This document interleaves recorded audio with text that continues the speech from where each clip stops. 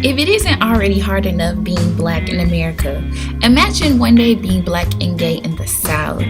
Here you will meet several people who details the trials and tribulations they face on a daily basis of being Black in the Bible Belt South. Being gay in the South and also being Black is actually very hard. We get attacked on an everyday basis, and sometimes sometimes we're unable to do what we want to do. Being Black and gay in America has had its trials and tribulations for me and other members of the LGBTQ community.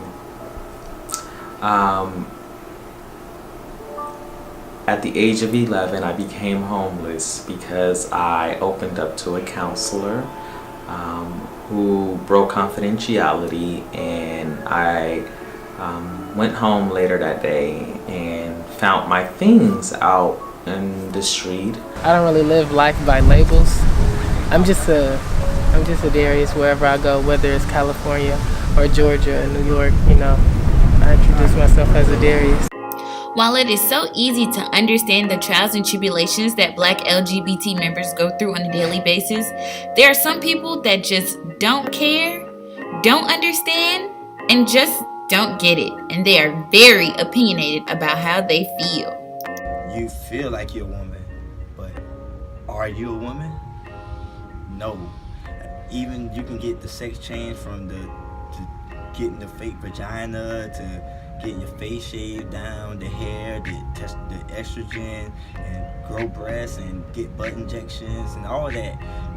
At the end of the day, science will prove you a man. We take a DNA test of you, check your chromosomes, you're gonna have more Y's than X's, and they're gonna determine you're a man. Even when you die and we dig you up and you dig your skeleton up, your body is going to be shaped like a man because women have broader hips than men do. So everything scientifically will never change about you, even though physically it'll change about you. The Breakfast Club, New York's #1 morning show, was under fire after their special guest, famed comedian Lil Duval, had a lot to say about the LGBT community that highly offended them. I'm just doing my thing. Shout out to all the trainees out there. You can't say that. That's crazy. Transgenders. So say you met a girl and she didn't tell you she was a transgender. That ain't a girl. I met a boy. That means I met a boy. After 4 months, she told you I had sex, and then after we not having sex.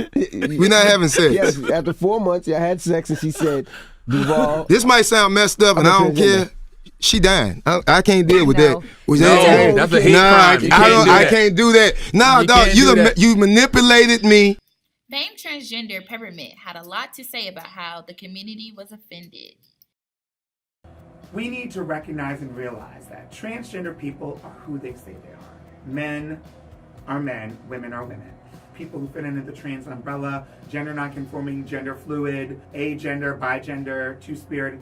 There's a lot of different people with a lot of different types of really important identities. Their voices need to be heard. I want to support and champion as many of those people because they are my family. You are my family if you're watching.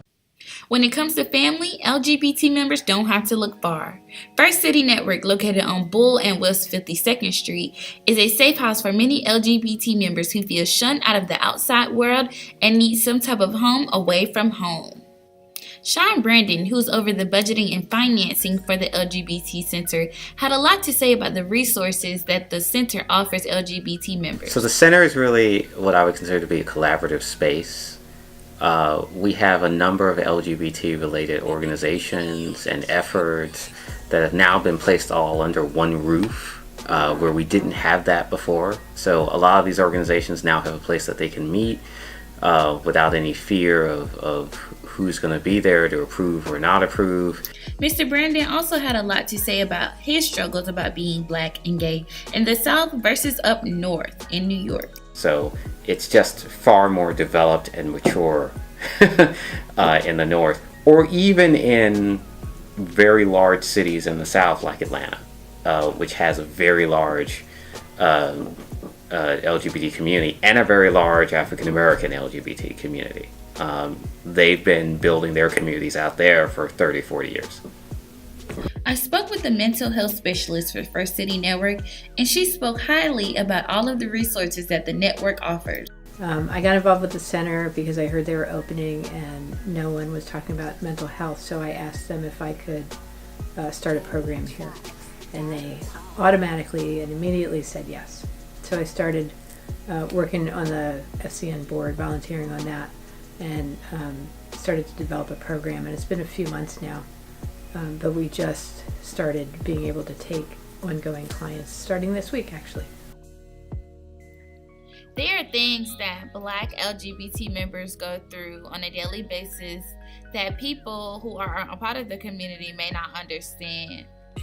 I asked my subjects if there was one particular thing that they want society to know about them, one main message that they want to get across, and it was very interesting to see what they had to say. Respect people's decisions and what they make or whatever they're choosing. Just make sure you respect their personality, respect their beliefs, respect their whatever it is about them, because you would want somebody to do that same thing to you. It's so easy to look at someone and judge them based upon their appearance, not knowing exactly what walk of life they came through and the trials and tribulations that they've been through. It's already hard enough being Black in the South and Black in America, but being Black and gay in the South is something that's totally different.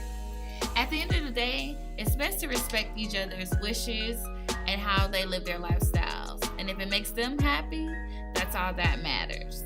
If you have a friend that is in need of an LGBT family, please reference them to the Savannah LGBT Center.